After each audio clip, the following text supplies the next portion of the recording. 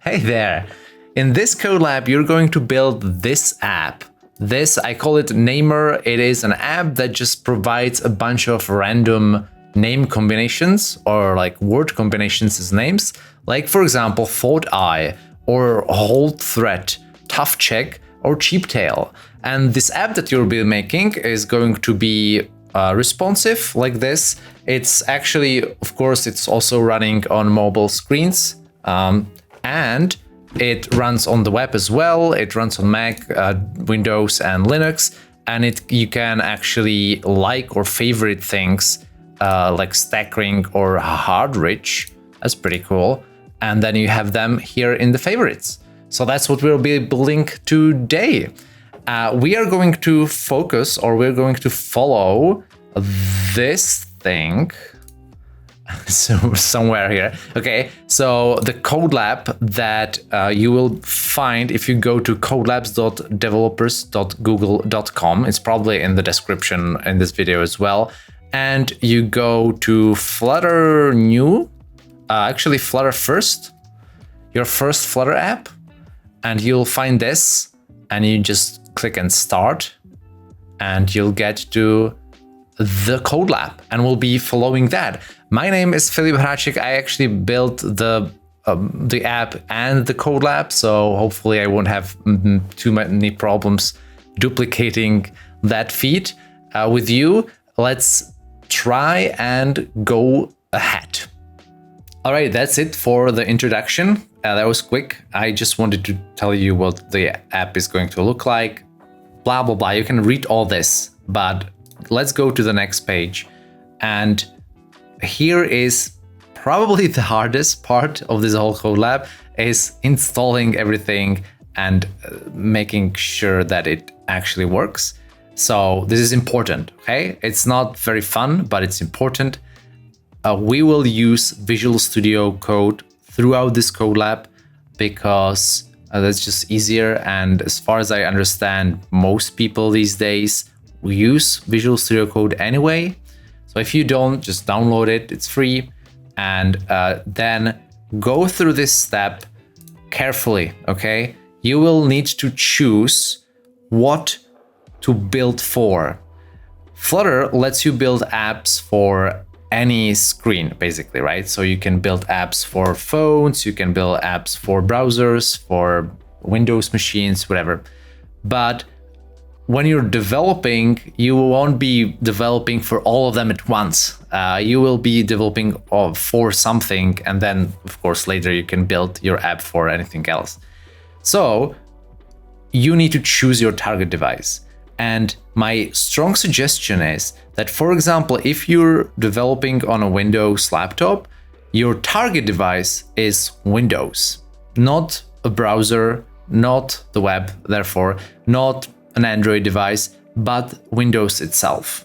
Because at that time, and I made this little illustration here, you can actually have your device can also be your development device and your target device, both at the same time, which makes some things faster, easier, and so on and so forth.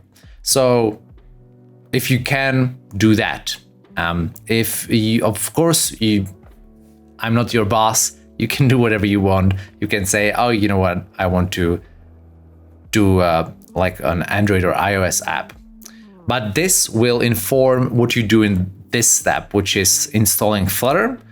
So you click on this and you get here and you choose first your development device, right? So if you're on Windows, you click Windows. I'm on a Mac, so I'll click Mac OS.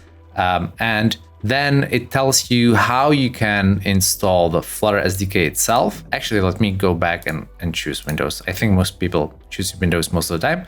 So you get the SDK, you install it according to all these things, including updating your path, super important, running Flutter Doctor, and so on.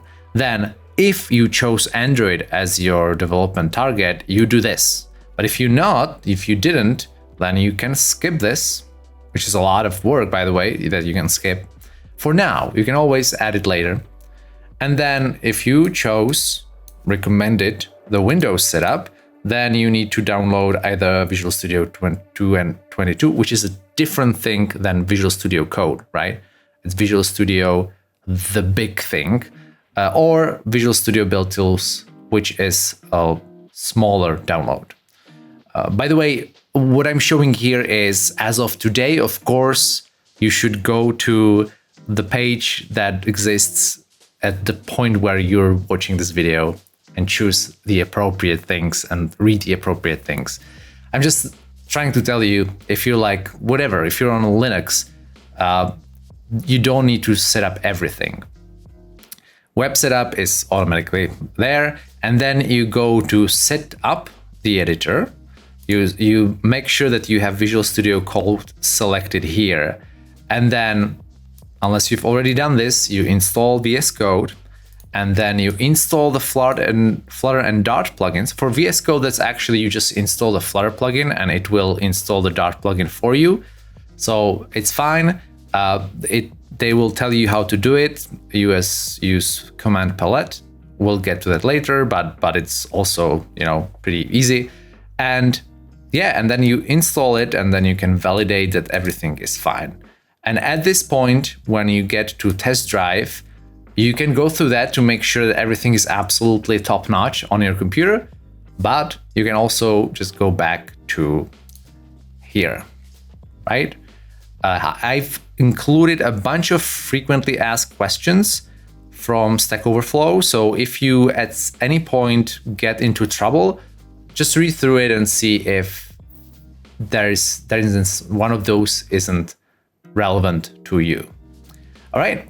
So you are now able to pause me, and after you're done with installation, we'll finally get to creating your first Flutter app. You ready? All right. All right, let's go to the next step. So you're set up beautifully, everything works, right? There was no problem at all, I hope, and everything downloaded really fast.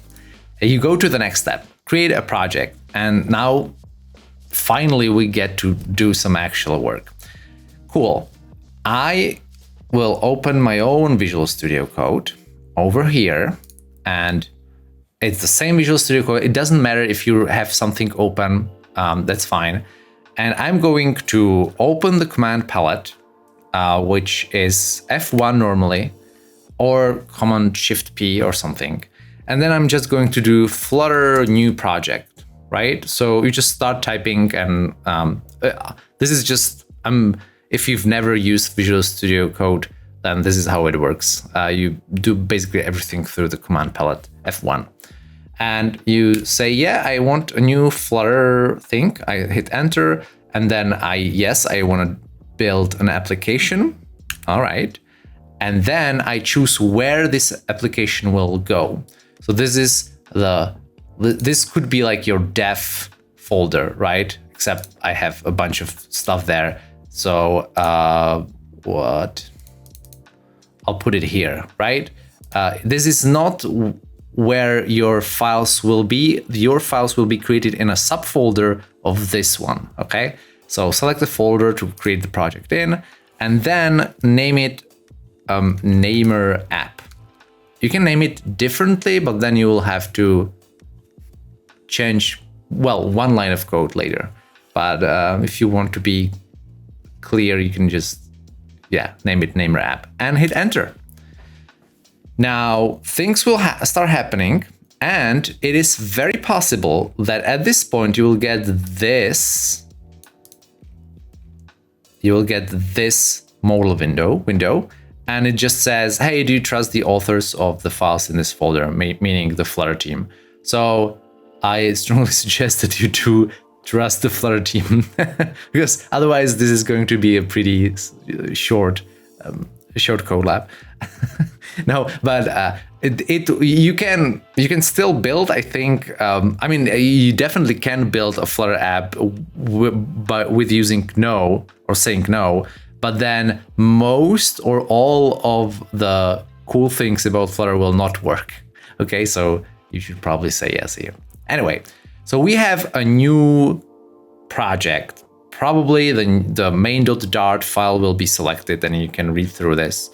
We will, in the interest of getting you to the fun parts as soon as possible, we will now just replace 3 files with different contents, and then we'll go to something, do something cool. All right. So copy paste the initial app. This is like the very bare bones app that we'll be going from.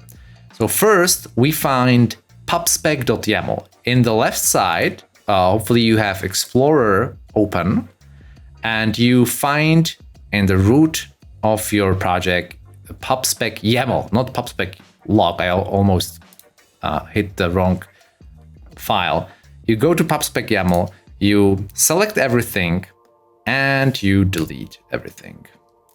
Also, why is this? I should have screencast mode open, right? So one more, select everything, backspace, or delete everything, and then replace it with whatever you find here in this Codelab. Paste it there and save. Always remember to save.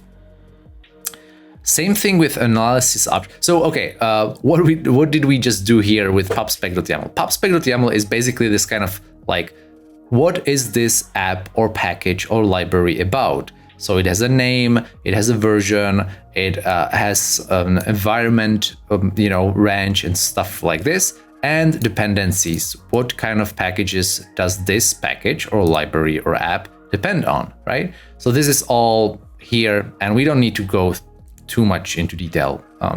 Next up is analysis option. So once again, go to left Explorer, find the analysis options.yaml file, select everything, delete, and then paste whatever you found in the Codelab. This one is basically telling, I didn't save here, I think, or did I? This one, sorry, this one tells the Dart analyzer to basically take it easy. So the Dart analyzer is a very powerful tool that lets you know about all the different like little things that could make your life harder down the line of, it is a static analysis engine. And there are a bunch of lints that are very good to have on if you are a seasoned Dart or Flutter developer. But this is your first, I assume this is your first hour with Flutter and Dart, and therefore you probably want the linter to take it easy. Like some of these things really aren't that big of a deal for a small app. So we just say, don't worry about this one, don't worry about this one, and so on and so forth, right? So that's analysis options. That will make our life a little bit easier. Sorry about that. And switching. And then the last but not least, lib main.dart. So we again copy here, and then you find lib in a directory, it's like a top level directory, and then main.dart is in there. And then again, I will select everything, delete, and paste, save, and we are ready. All right. So we are not going to go through this just yet. We are going to first run the app. I'll modify it a little bit, and then we're going to go through what all of this means. You will understand most of this by the end of the Codelab. All right. Next, we're at an add a button.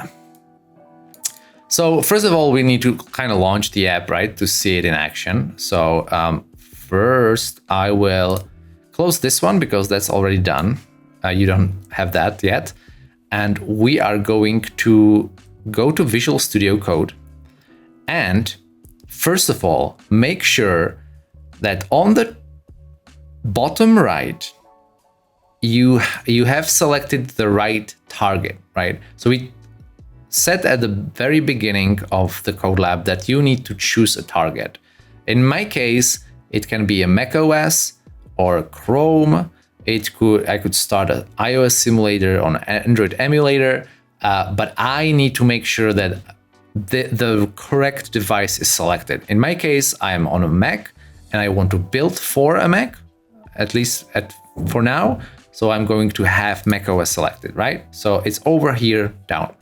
And now I'm ready to run the app, and that's over here to the right side. It says start debugging. I think the keystroke is F5, but I'm not sure. And to be honest, you'll be only clicking it once in a very long time because of hot reload. So we click it and now it's starting. So this took a few seconds at least, maybe even a few minutes, but now we have our app running here. I'm just going to put it here somewhere under my, hopefully under my face, actually maybe a little like this. And yeah, it doesn't do much. It says a random idea and then something, brief crowd. In my case, it will be something else for you. And that's where we are now. All right, so name your app with all of that, and it does work. Cool. So we are going to try the thing that Flutter became famous for, I think a few years back, and that is a hot reload, meaning that we can change the app as it's running, a random awesome idea, and I just save, and you can see that it immediately changed. I didn't need to recompile anything, and my random word is like stayed the same. The state of the app, that's why it's called stateful hot reload. The state of the app stays the same, which is very powerful when you're building something and you're like, okay, I've clicked through all of this in my app and now I just want to change something. I don't want to go back to the beginning of the app and click through again. With stateful hot reload, you can just do it. Okay, so that's the random awesome idea change. Let's go back to this. There are again frequently asked questions in case something doesn't work. You can check these. And now let's add a button.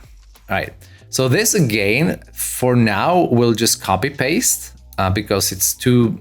I think it's just too much work for what it teaches you. It doesn't teach you much yet, but don't worry, we'll get there. So I just copy this elevated button thing.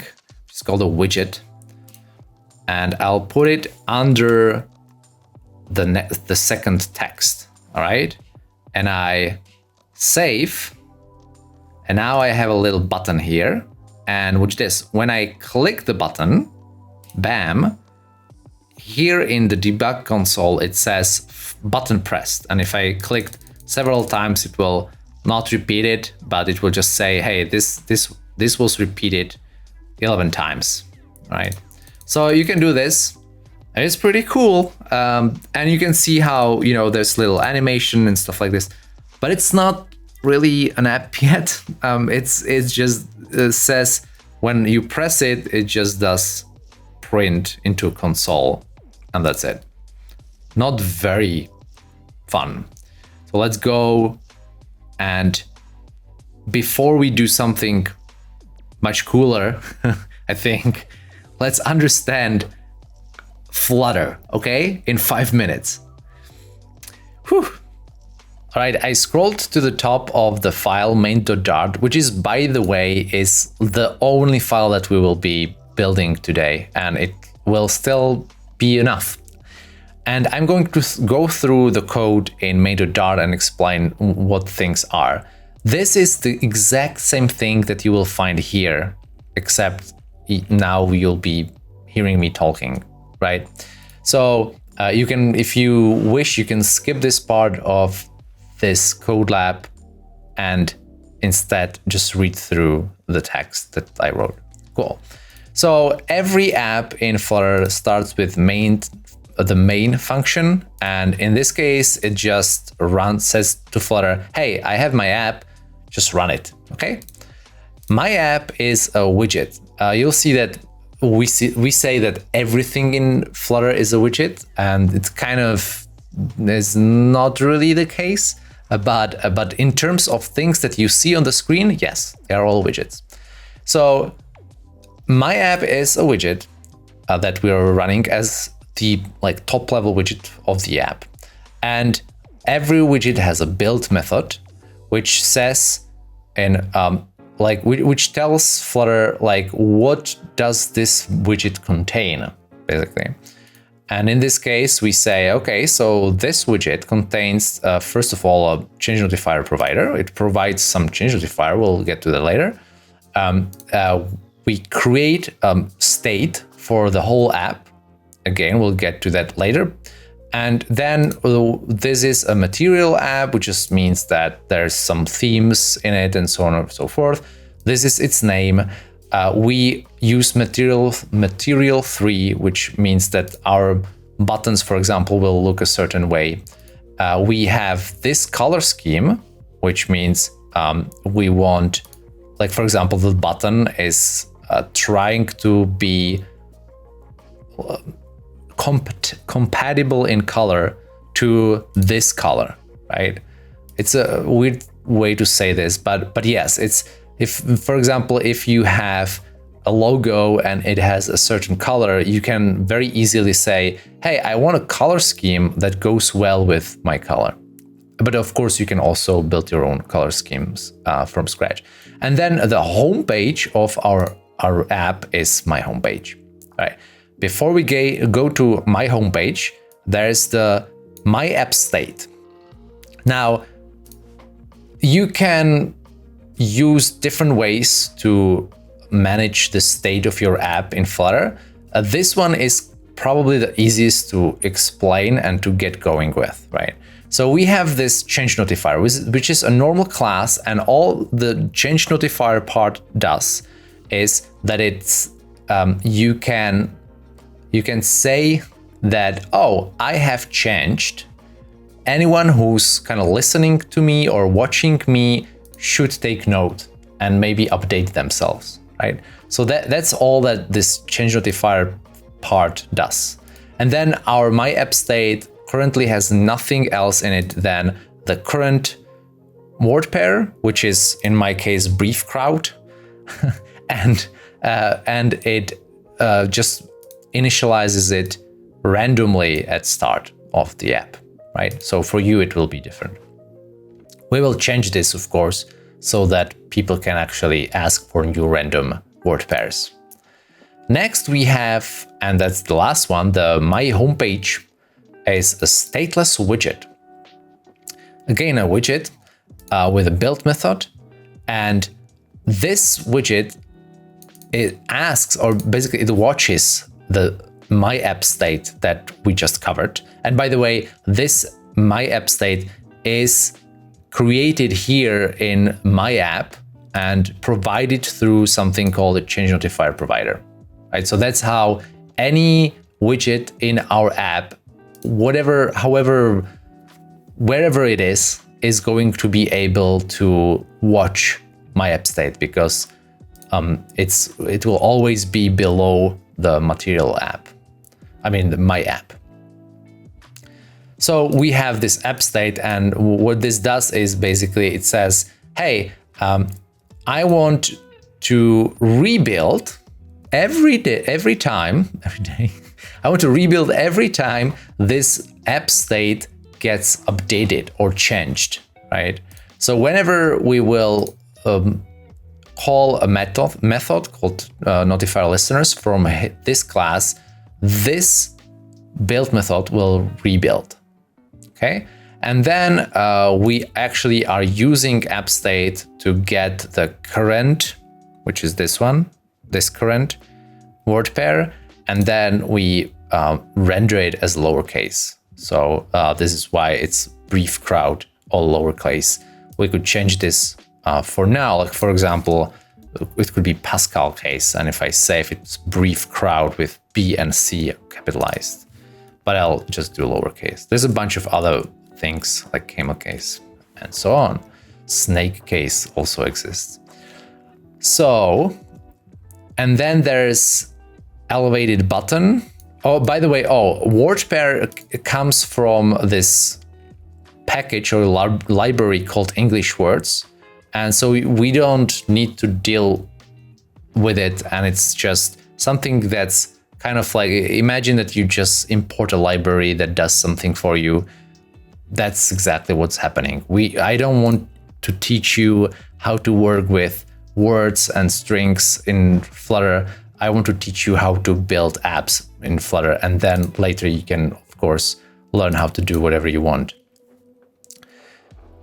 And okay, so my homepage is basically all this is my homepage.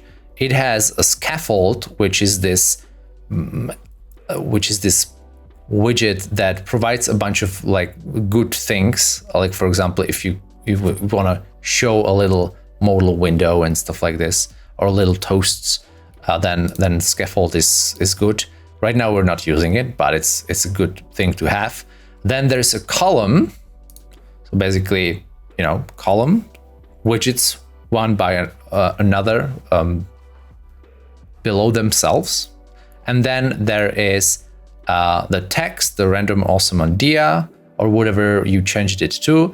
Then the next text is just rendering our little word pair. And then there's the elevated button. And you can see that in elevated button, there's another child. So a lot of times the widgets will be nested, and that child just says next, or like it's a text widget called next. You can have anything else here. That's one of the cool things. You can just like change the widget to something else, and Flutter doesn't care. As long as it's a widget, it's a valid thing to have. Cool. So for example, you don't need to have text in your buttons. There could be, well, an image, obviously. There could be a whole little app in your button. All right, cool. So that's Flutter in. I hope that I didn't skip through anything. Yeah, there's this little graphic that says, okay, so we attach my app state to the my app, and so therefore anyone here can watch and use it, which is nice. And there's like, definitely go through this if you want to read it in more detail.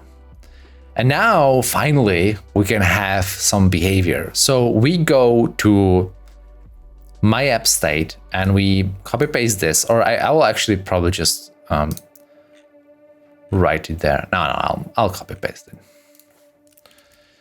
So what this does, if you save it and if you add it to my app state, that's just a little method on that says, hey, assign current to a new random word pair.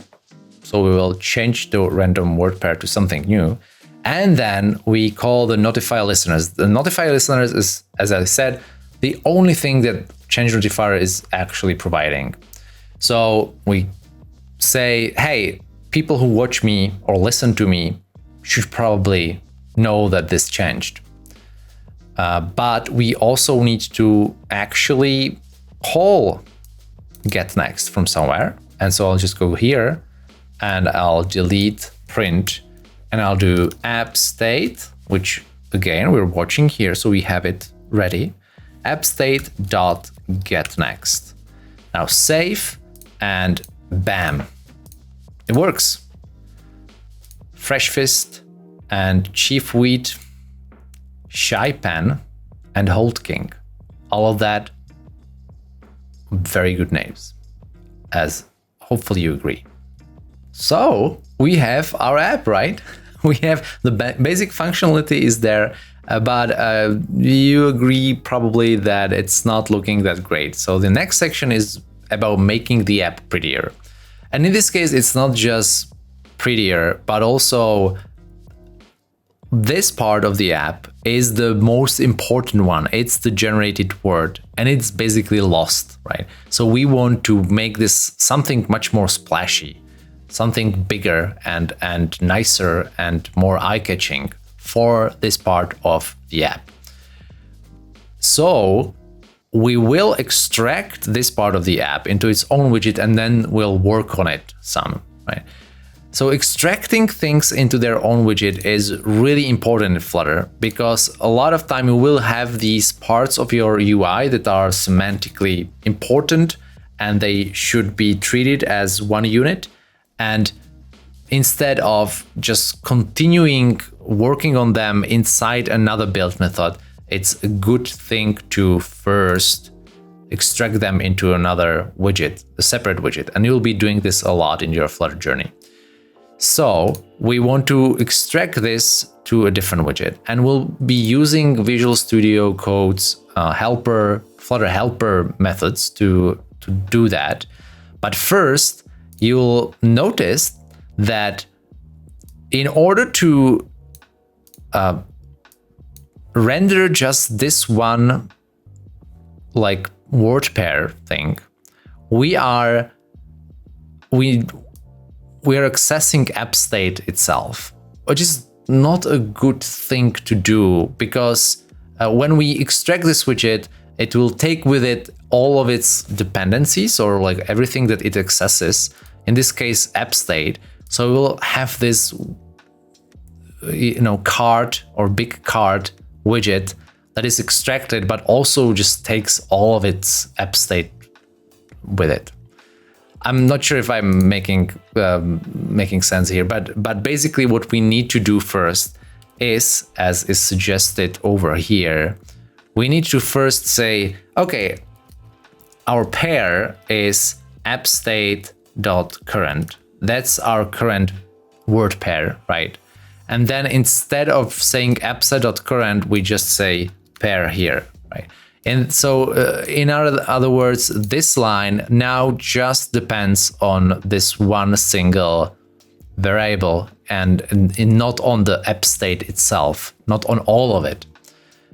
This, like for our app, it doesn't really matter, but again, for later, it's good practice to make sure that your widgets only really depend, or only really take as parameters what they really need. So that's what we did. So we are past this step, and then we're going to refactor. We are going to use the helper.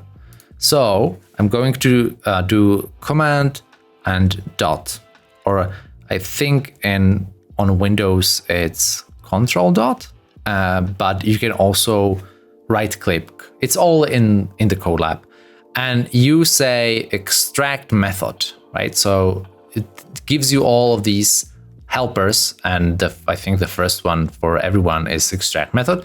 Just click on that, and then over here on the top, no, not method. Why did I do method? So escape and extract widget. Extract widget, please. And I click on widget, and now instead of new widget, where I will be calling it big card. I suggest that you also call it big card with capital B and C, so that later you don't get confused. And enter. And now you can see two things. First, big card. This now says big card, so the line has been changed to use our new widget. And then over here at the bottom of your file, there's a new stateless widget called big card. And it takes in pair, which then is part of it. And then it just says text pair as lowercase. And that's it, right? And if you save here, nothing changes as you'd expect. It's just, we just refactored our code a little bit, but that's it. Okay, so we have this. By the way, if you are lost, you can also go to the Codelab itself, and all of these things are explained through GIFs. So hopefully you can do that. And this just says what happened. And now we start adding things. So same as before, we are going to click on text here and again do the command dot or control dot and say I want to wrap this with padding. another action that's over here, and just click on that. And if you just save, you'll see in the UI that there's more padding around the text now. Let's see what is going on. You can, of course, change things a bit. So instead of padding on all sides of 8, it could be something like 20. And there are other ways to say what the padding should be. Like, for example, you can have padding only on one side and so on and so forth. You can play with this, but for now, this is good enough.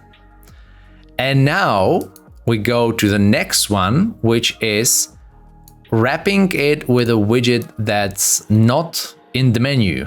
So I'm selecting padding. So my cursor is on padding now, all right, that we just added. And I do again command dot. And I want to wrap this widget with a card. So the padding should be wrapped with a card. It's not here. Card is not here. There's a bunch of widgets that are obviously not here. And so I can do wrap with widget dot dot dot. I click that. And now I can, as soon as I click it, now I can actually say what the widget should be. And it's just card. Card is a widget that comes with Flutter, or with the material design Flutter part. And if I save, you'll see that our padding and therefore also our text are in this like little card with rounded corners, which is pretty cool. Let's see what we can do next. So we have basically the same thing that they have here, or I had when I wrote this Codelab. And now we can change the, like, it's nice, but we want the color to be much more bold, I guess. So let's do it. The way you do things in Flutter generally is again through kind of asking your parents or the widgets on the top what to do. In this case, we're going to add more space here in build, and we're going to do var theme equals theme of, I'll explain, context. And this is very similar to what we had here with context.watch. It's basically the same thing. But this one, this theme dot off, goes all the way again to the top, and it basically watches theme data, right? Except we're not changing anything about theme data during our app, the life of our app, so far at least. So, but yeah, we want to make sure that if our theme changes, we also know about it. So that's what this is. We instead of hard coding some colors here, we are going to use the theme from the top of our app. And here we give the card the color from the theme. So the card, if you go to the kind of the beginning of the card, before the child of padding, you can add a new line and start saying the color will be from theme dot color scheme dot primary. So this will make it a very, like, I don't know, very bold color. I don't know how else to say it. In my case, it's red, but you can, or let me actually show it to you. So if I now change the colors to something like blue or any other color, you'll see that I just saved and everything is now more blue. So even the button now is blue, right? If I change it to green, I change it to green. Of course, these are just the colors that are kind of predefined by Flutter, but you can use your own colors. I'll just show you because just so you know, by doing something like RGB for example, yeah, 0, 0, 1 to 5, opacity is 1, and we have this weird kind of, is it blue? No, probably not.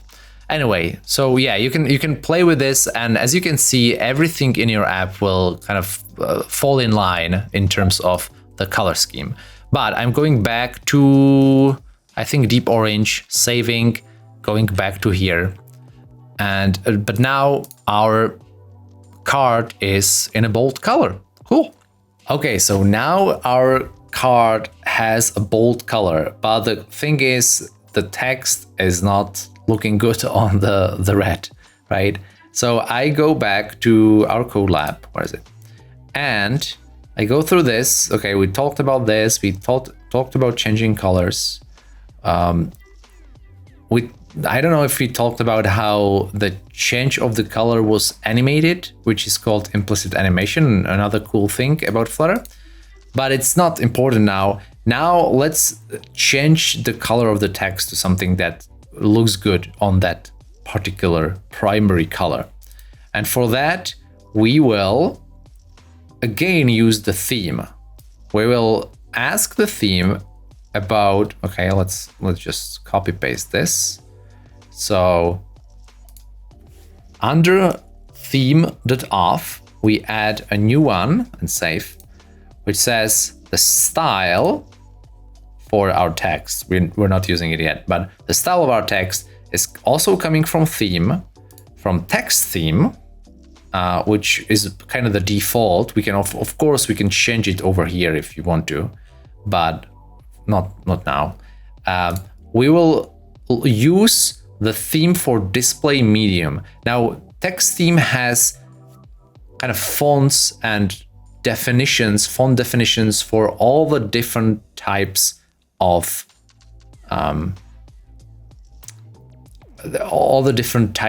text that you can have in an app. For example, like normal body text or headline text. And display is one of the biggest kind of text that you can have. Like, for example, in typography, in typography, if you say something is a display font or display style, it means that it's a huge, big chunk of text. So what we're using is display medium. We're using a null aware operator here because it could be null, but we know that it's not null. I know, you have to trust me. And then we also say, okay, so it's going to be a big piece of text, but we also say that the color of the text should again take from theme, from the color scheme, and it should take this color. That's basically a color that's clearly legible when drawn on primary, in the color primary, which is exactly what we want. So it will choose, the color scheme will automatically have this color, probably looking a lot like white, in my opinion, but it's this is dynamic, so I can't tell you if it's really white or if it's a little off-white or maybe a little reddish white, so that it's still in the color scheme. Anyway, so we now have this style, and then if I go back, all we do is just say in this text, this one, it just says, okay, and by the way, this text should be in the style of style that we already have here, and save. Bam. Nice. So we have this now. All right. And I can change it. Shyleaf, Duckworth, and Neat Beach. So let's go to the next step. In the Codelab, it explains a bunch of the things that I already explained here, but again, you can go and read through it for more info. And you can also do a little more things like change the color to something else from the scheme, right? For example, secondary instead of primary, and on secondary instead of on primary. All of that is cool and good. Next up, accessibility. So Flutter apps are accessible by default, basically, right? So if, for example, if you use a screen reader, which is to say, if you, for example, a blind person and you want to look at this app, it will read the correct things that you see here as normal. But sometimes it's good to, first of all, try it. So there's a link over here on how to try your apps on different devices in terms of accessibility and screen readers. But sometimes you kind of have to help Flutter understand what different things are in terms of semantics, so that, again, screen readers can help people navigate the app better. In our case, our accessibility problem is that Need Beach, you and me, we can read it and we understand what it is, but a screen reader could get a little hung up on the, on the plethora of different characters, and it will probably read it correctly, but it might not. And so we will help it by saying, for the UI, we want to keep it as lowercase, but for screen readers, we want to show something else.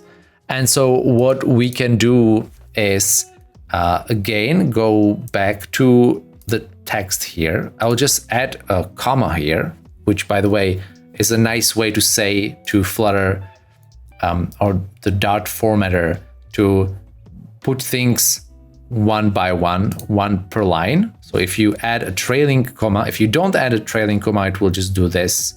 But if you add a trailing comma in parameter lists and save, it will change this to one parameter per line, which is often nicer to work with. So that's what I did now. And I'm going to say semantics label is going to be pair, and not as lowercase, but as Pascal case.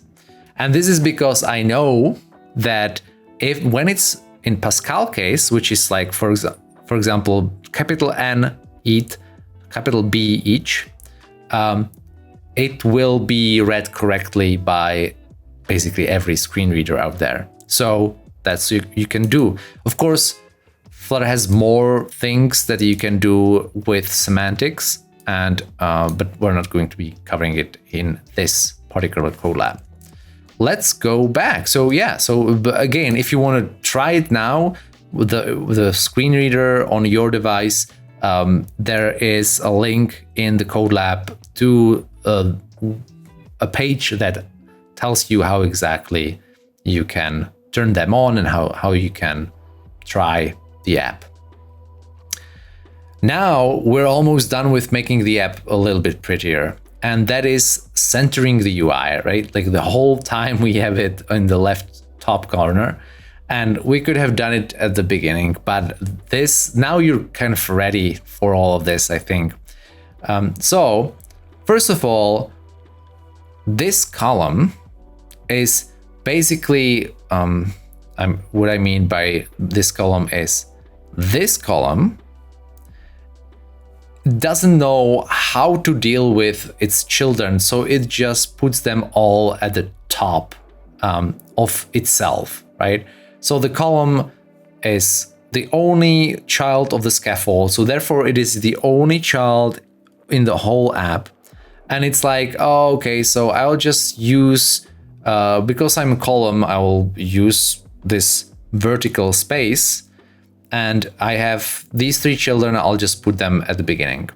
So this is very easy to change. You can just say main axis alignment. Main axis in a column is the vertical, and you can say main axis alignment and say center, for example.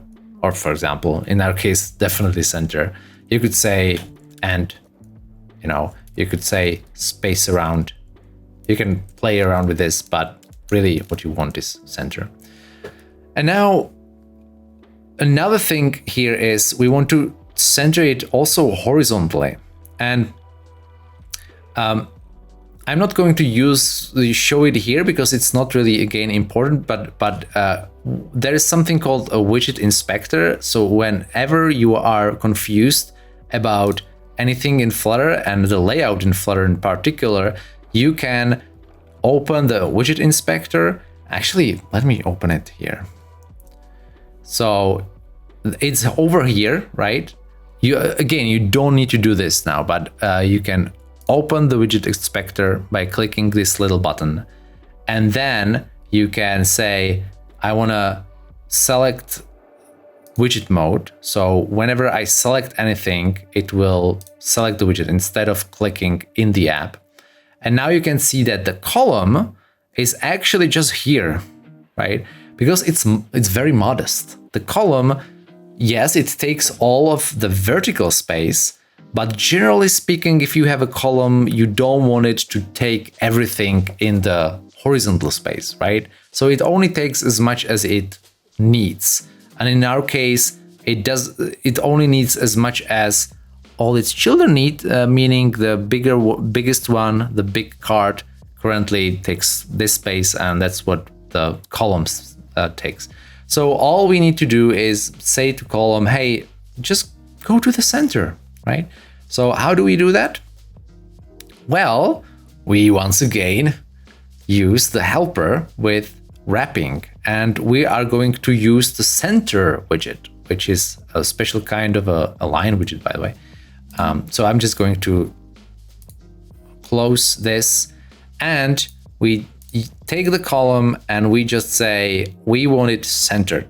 So again, comma dot, and center is one of the widgets that's already here, so we don't need to write it, and enter and save. And now it's all centered. There you go. We have a neatly centered column. That's how you generally center things. If you don't have a row or a column, which have these main axis alignment, and by the way, they also have cross axis alignments. But if you have just a widget and you want to center it somewhere and not in a column or a row or anything like this, then you use the center widget. Very useful. Sweet. Now we have an app that looks like this, and I have some more suggestions here. You can remove this part. I think it is redundant at this point. You know, a random awesome idea is kind of like, yeah, okay, we already have this here. So that's what I'm going to do, is I'm just going to remove that part. Save. I think it looks cleaner now. And the next suggestion is to add a little bit of breathing room between the button and the big card. And you do this using another widget called sized box height. You could also use it with padding, by the way, but we're just going to use size box. So size box is a widget just that doesn't have anything by itself. It just has a size. And it will have a height of, let's say, 10. And save. And you see that there's more breathing room. I kind of like it. You could try something different. 20. 10. Yeah, 10 is better. By the way, these are device independent pixels, so it will look the same whatever resolution you have. It's device independent pixels. So yeah, whatever resolution density or pixel density your device has, it will the Flutter will make sure that it's kind of visually the same size, device independent pixels. Because otherwise, you know, 10 pixels on a Retina display is very different from 10 pixels on a old device with like 100 by 600, 800 by 600 pixels. So that's why we have device independent pixels. All right, so our app now looks pretty cool. At least it looks better than at the beginning of step 5. Now let's add a little more functionality. We want to be able to favorite things so that we can get to them later, right? Because right now we go through all these suggestions and then we forget about them because the next one comes around. So we should add some functionality. So adding the business logic, we're just going to copy paste it and I'm going to go through it. So go to my app state, which is over here. My app state is your kind of state class, right? And add this code. This code adds two things. First, another field called favorites, which is a list of word pairs. This is how you say in Dart, this is how you say a list. And this is how you say only word pairs here. It's a generic. So that, you can't have null, for example. If I add a null here, if I can write, it will not compile. It will say, hey, there can be null in this list. There definitely can be like 3, for example, here, right? So anyway, that's generics. This list will always have only word pairs. And then we have a new method called toggle favorite. And this one, if the favorites already contain this current favorite, then it will remove it. And if it doesn't, then it will add it. So the current favorite will either favorite it or not. And then again, we have to remember to notify listeners. So anyone who is interested in my app state should be rebuilt in case that this is important for them or they are showing something about the toggle. Cool. So that's this part, and this is just how I talked about the collections and so on and so forth. Now we should add a new button, right? So we want the button to be in a row. We've already talked about columns, but now we need a button that is either to the left or right of next. And you do this in Flutter by adding a row on top of the button that or the widget that you want to have next to the next one. And then you add a child, another child.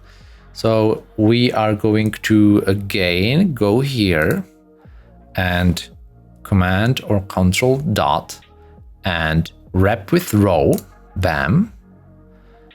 And then we will add,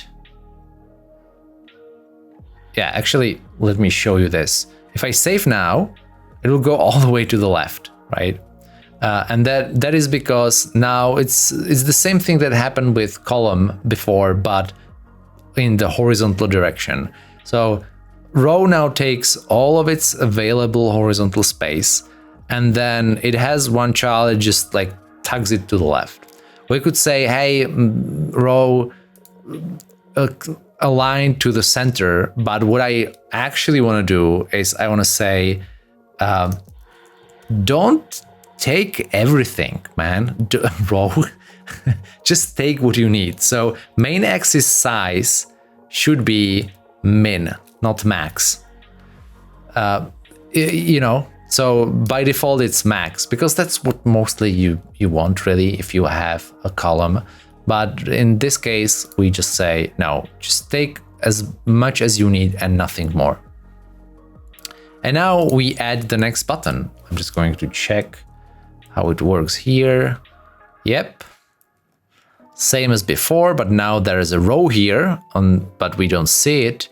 And now adding a next button. Now this is the part where I'm in the Codelab, and even here in the video, I'm going to challenge you to try and figure out how to add a button next to the existing one. And you shouldn't worry about the icon. You shouldn't worry about anything, but you should worry about hooking it up with the business logic that we added to my app state. So try to, when I say now, try to pause this video and try to add a new button that says something like, and that when you click it will add this, the current one, to favorites. Right now. So how did you do? Did you do it? I'm just going to copy paste this from here. It's basically because I'm going with a little more here, including the icon there. So the way I did this, and again, I didn't ask you for using the icon or anything, but the way I did this was with adding to the top some logic that's like, what is the icon gonna look like? And that's basically, if the current pair is in favorites, it's going to be this icon, filled heart. And if it's not, then it will be this icon, which is this outlined or border of a heart. Okay, so that's one. And then we are going to add the icon to here. Right, so we have it here now. And the elevated button.icon, which I haven't told you about, so you couldn't have known. On press, it will call toggle favorite, which is what you hopefully figured that's what you should do. And then it has the icon using the icon data that we did before. And then it has a text called like. Yeah. And now I also added, because it's way too close, I also added a sized box. So sized box of width, this time 10. Yeah. And so now I can like and unlike need beach, and I can go to set on. Set on is nice. What else? Vast mail. Light search. I've seen that before, actually. Light search. Good. We now have an app where you can actually add things to favorite, which is great. Except you can see those favorites because we don't have a section where you could see them. So that's our next step, is adding navigation and therefore a way to get to a different page. We'll start with replacing my homepage that we just worked on with two separate widgets, my homepage and generator page. Now, generator page is basically exactly the same. This should feel familiar. This is exactly the same as my homepage was. It is this, literally this, right? Except it doesn't have the scaffold. But otherwise, it has everything here. And my homepage has new code in it, which we'll cover as we go along. So what I'm asking you to do is either just replace my homepage with all of this, or if you have some cool things that you added during the Codelab so far and you want to keep them there, do the same thing, but then like copy things that you did into generator page so it looks the same. But yeah, generator page is basically my homepage except one widget, and that's it. So I didn't do anything cool. I will just copy paste this. Copy this. Now we'll go to my homepage,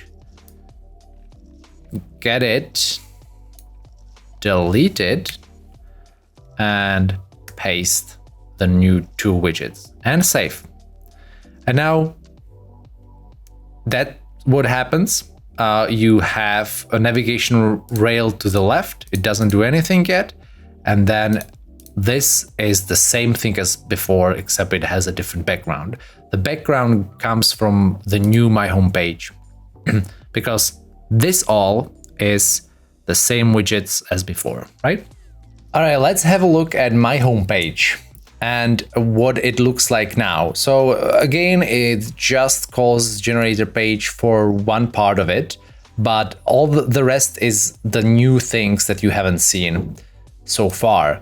It starts with a scaffold, nothing new there, and then there's this big row that covers the whole app basically from left to right, right? And the row has two children. The first one is this part, and the second one is this big part. The first one we'll get to later, and the second one, it's on the top you have expanded, which is a special widget that you use in rows and columns, where it says, hey, give me as much space as possible, please, right? So it's not like, oh, I just want to use as much space as I need. No, it's greedy. I want as much as possible. So that's expanded. Inside the expanded, there's a container. That container has a color. The color is primary container. That's this kind of little off-white or something reddish, a little bit, maybe pinkish in my case. Of course, if we change the primary color to something else, then it will be something else. And then the container has a child, and that child is the whole generator page, which we know and love by now. Okay, and the first child is this part, and that is just a safe area. Now, safe area is a special widget that you can use anywhere, as any other widget you can use anywhere, but it's meant for mostly like mobile phones, but any other device where parts of the screen can be obscured. You can see on this mobile phone that it has a status bar and a little camera notch on the top, and we don't want our navigation or anything else to be covered by status bar or the notch, right? But we still want the app to be like below that, so it looks nicer. We don't want to have the app to end here and that's it. So that's what we will do is we wrap the things that we kind of need to make sure that are visible and accessible for the user in a safe area. And safe area just basically adds a little padding on the top if it's needed. So if there was a little notch here, it would add a padding to this whole thing, and everything would be a little bit more to the bottom of the screen. Then we have the navigation rail. Navigation rail has destinations, which are defined. In our case, we just have two, defined by an icon and a label. And it also has this parameter called extended, which I can now just change. You don't need to do this, but if I change it to true, you see what it looks like. It's like this more desktop-y piece. And then if I do false, it will go back to the more, I guess, tablet or phone look. And then we have selected index, which is currently just set to 0, which is the first. It's 0 index, so it's the first navigation kind of button. I can change it again. I can just change it to show you that it would change to 1 and back to 0. And then we have on destination selected, which is a callback that you can give to navigation rail, and that will be called anytime the user selects a new navigation. So if I select this one, right now we only have a print there that says selected 1 or 0, right?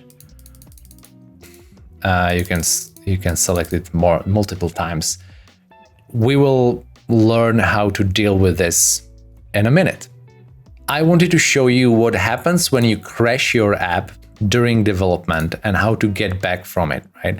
So you see that the selected index must be obviously between 0 and 1, right? Because we don't have more than 2 destinations. So what happens if I set it to 7 and save? Well, the app crashes. I mean, it doesn't really crash. It's still there, and I can still step through it. So I can, on the top of the screen now, I have this kind of debugging options, including continue. So if I continue, it will say our app will have this like big red screen that says, this is what happened and this is terrible. As we suspected, right? Because if you select an index of 7 out of 2, then yeah, that's bad. That's bad. But the cool thing is that I can go here and change it to 0, back to 0, and save, and I'm back in business. Everything just works, you know, and I think that's great. That will happen to you once in a while. So just go like kind of let the error happen and then change back to a place where it didn't crash, save, and you'll be at the same place with the state, the same state as before. Everything is, you can still work on it, and you don't need to restart or do anything like that. Unless, of course, your error is like really, really bad, but that normally doesn't happen. Good. Let's go to the next step. The next step is talking about stateless versus stateful widgets. Again, this is a part where you could just read through this and possibly get a better idea of what I'm going to talk about. But let me try and tell it to you through a video. So, as you start, as your app grows in complexity, you will often have things like, okay, I want to make sure that when the user clicks on the favorites, first of all, the selected index will change to 1, and also this part will be different, right? So you could say, oh, that's app state. So I will just add it to my app state as a new thing, like int, selected index on home page, and do all the things that we did with favorites and with current and get next before, right? The problem here is that as your app gets more complex, this is not really where you would want to put things like these. Because in this particular case, my homepage is just one of many pages, and it doesn't really, like, no other widget needs to know what you have selected here, right? The generator page will either be here or not, so it doesn't care. And everything else also doesn't care. So that's why we have stateful widgets. Stateful widget means that the widget, as opposed to stateless widgets, stateful widgets can change themselves. They can change, not cannot, but can change something about themselves and then like rebuild themselves on based on the new information. They contain some state that is theirs, and they manage that state, and then they rebuild when that state is changed. Okay. In our case, our My Homepage widget will have a selected index field, a state of its own, and it will just like rebuild anytime this is changed.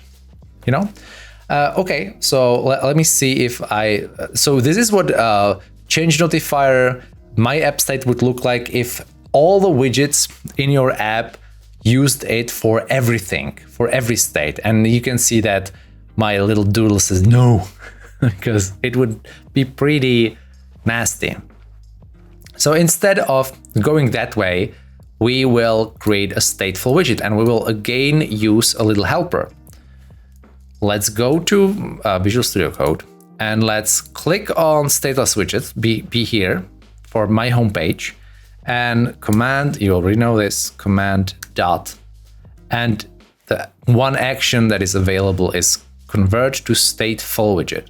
And we click this, and you can see that the my homepage widget becomes a stateful widget, and almost all of it, or basically all of it now, goes from here to a new class called my homepage state with an underscore, which means in Dart it means that it's private, and it's a state.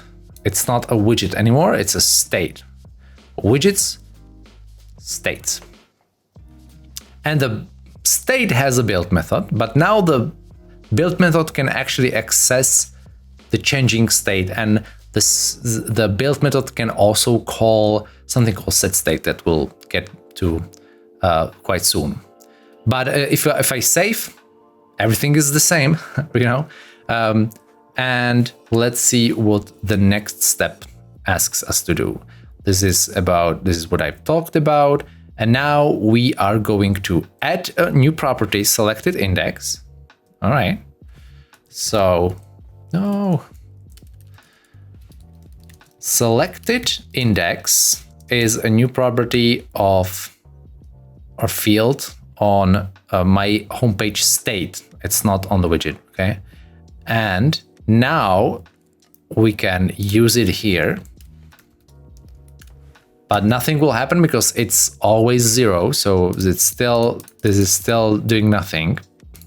And then I'm just gonna check back if there's anything more here. No. Okay, good. And then all we need to do is say selected index equals value, right? Except when I do this and I'm like, oh, I'm fixed it, and I start clicking, nothing happens. This is because anytime you change something, you run any code that changes the state, you have to wrap it in a function called setState. This tells Flutter that something important has happened and this widget should rebuild.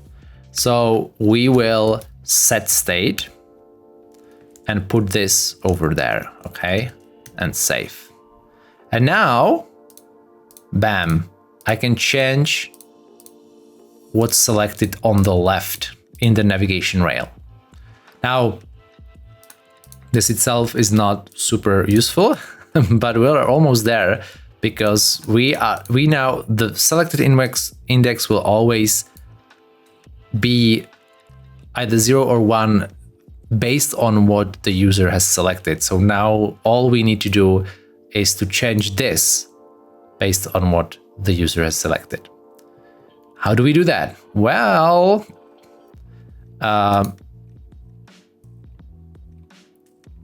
we use the selected index in a similar way to how we use the icon. So I'll just copy this and show you how that works. So over here, oh no, not over here. Wow. On top of scaffold, like between build, start of build and return scaffold, you add this piece of code. And why is there wow, that's a mistake. I should fix this. There's a semicolon. Hopefully by the time that you are doing this, the semicolon will not be there. Anyway, it doesn't do anything. So what this does is it says I'm defining a new variable called page, and it's going to be a widget. And based on what selected index is, it's either, call one of these cases. If it's 0, then page is generated page and you're fine, break. If it's 1, the page is placeholder, which is a widget that also comes with Flutter, and it draws a little box That's a placeholder. This is really nice when you're working on your app and you're not yet ready with one part of the UI. You just put a placeholder there and you kind of know already what that is. And then we have, if it's not 0 or 1, we throw an unimplemented error. Now, right now we know that this will never happen, but it's nice to have it here in the switch statement so that when at some point we will add a new item in the navigation rail and we start like, you know, we click on it, then we will immediately know, oh, we need to change this.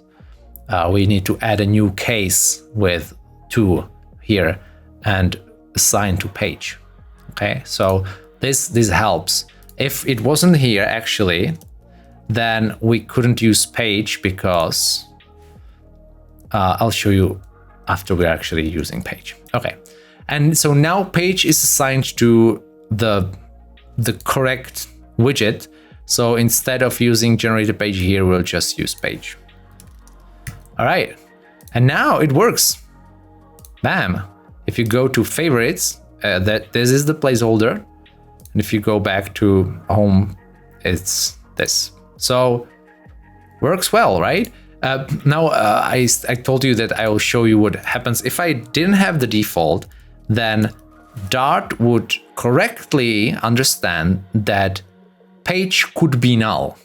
Dart is soundly null safe, which we haven't covered yet, but it's not a big deal. It's just that Dart can prove that page could be, or rather, Dart cannot prove that it will never be null, right? So it will be like, oh, but what if selected index happens to be 2 or 7 or -1?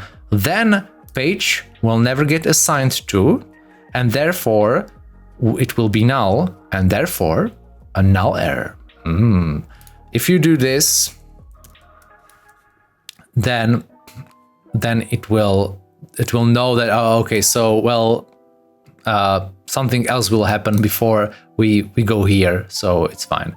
You could also say, you know what, page is placeholder always, and then you don't need this, because then page will, because Dart will now know that, okay, page will always be something rather than null. So, but that's just a cool little thing for people out there who like null safety. Okay, cool. So we now have a functioning navigation rail. Let's see what else is in store. All right.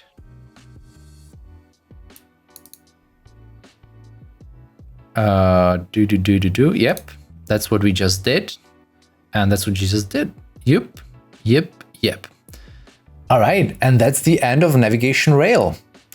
Let's go to the next page. Actually, yeah, it's just the only thing that is required for our app to be amazing is to add the actual favorites page, right? So right now we have the placeholder there. And for that, I have another much bigger challenge, which is basically, hey, can you try and do it yourself? If you are up to it, I will stop talking because I think you can just read through the pointers that I have here that kind of give you like some ideas of what you could do there and so on and so forth. But you can pause when I say now, you can pause and try it yourself. And as always, if you try something, even if you fail, and you will probably fail at least in some ways, it is much better than if you just watch me do it. So it's painful, but also very, very, very educational. So if you want to pause, now. And hopefully you paused and now you're back and you have some amazing favorites page that I didn't even think is possible. But I will show you what I came up with. So that's the favorites page. So I'll just add it to the bottom of main.dart. So that's it. And then here, instead of placeholder, where was it? Yeah, I'll just do favorites page. Favorites, save. And now, yeah, we have, so what the widget looks like is, it also depends on app state. It watches app state, right? Because it must. It needs to know what favorites are there.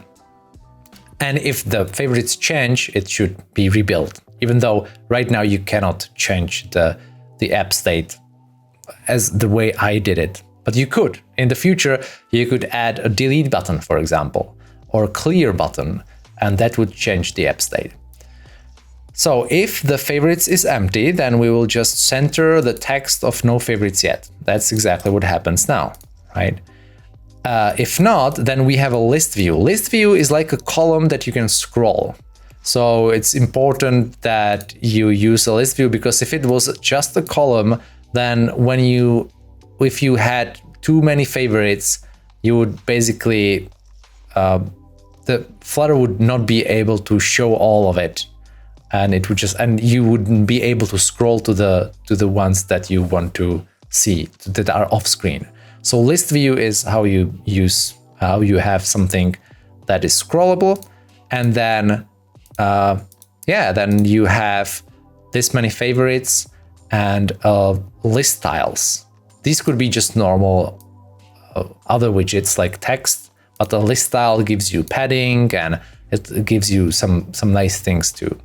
So I'll just like meat suit, wrong snow, and fork boy, and I go here, and now you have 3 favorites, and it lists them. And this is what list style looks like. It has a leading icon or leading whatever, but in our case, icon, and the title is here. And it has also it uses a little different style of text, again coming from theme.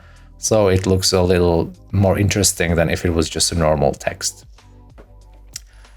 So that's it. That's the favorites. That's one way to do it. Of course, there are a billion other ways, and much more probably interesting than this one. And yeah, congratulations. I think you just did an amazing little Codelab with an app that is actually, I made this app many years ago, and I still love sometimes going through it and just generating new names because it's fun. Walk hour. It's just like I want to create something that's called walk hour, either a startup or I don't know, a book. Anyway, so that's it. You did it. We've covered all these things. We've covered the basics of how Flutter works. We've covered creating layouts, connecting user interactions. That's the if you click on this, something happens in the app state. We talked about extracting widgets, which is a big part of keeping your Flutter code organized. We talked about making your app responsive, at least a little bit with the layout builder. And we used themes, so we achieved a consistent look and feel of our app. Just to get back, to kind of hammer it home, now that we have all of this, I can change it to green, right? Or I don't know, and save. And now this is green, this is green, this is green, this is green. Everything is now green, and everything is in the same color scheme. So that's, I think, pretty cool. Next up, what can you do next, right? So you can experiment with this app a little more, and I really recommend just experiment with it until you break it. It's much more fun. Or if you have something in mind that you want to build with Flutter, then this is your chance to try things with this completed app that could kind of nudge it towards your direction to wherever you want it. You can also look at the advanced version of this app. So I will open it here. It's in Dartpad, and I will copy it so that we don't need to. I mean, we can run it on. I would just do We can run it in the browser, which is fine, but you can run obviously the same code here as well. So I'll just, yeah, I should probably copy the whole thing, not just without the imports. So, and if I save, you can see that things are a little bit different, but basically, you know, this is the app that we already know. So we have a little thing here. I'll just put it here. Oh, so it's more responsive. So instead of a navigation rail to the left, it now has a bottom navigation bar to the bottom if you're on a mobile-like size of screen. But everything else looks the same. We have a history that we can we can scroll up and down the history and favorite things. You can see how we are using a little shader or a little kind of gradient so that things kind of obviously fade into the past, I guess, but you can still go there. And favorites looks like this now. We're using grid view instead of list view, so it looks good even on a bigger screen. I think it looks better this way. And you can delete things like this, right?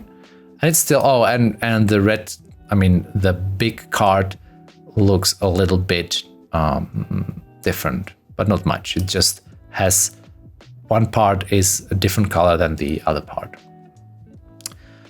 That's it. I think you will have fun with Flutter if you give it a chance.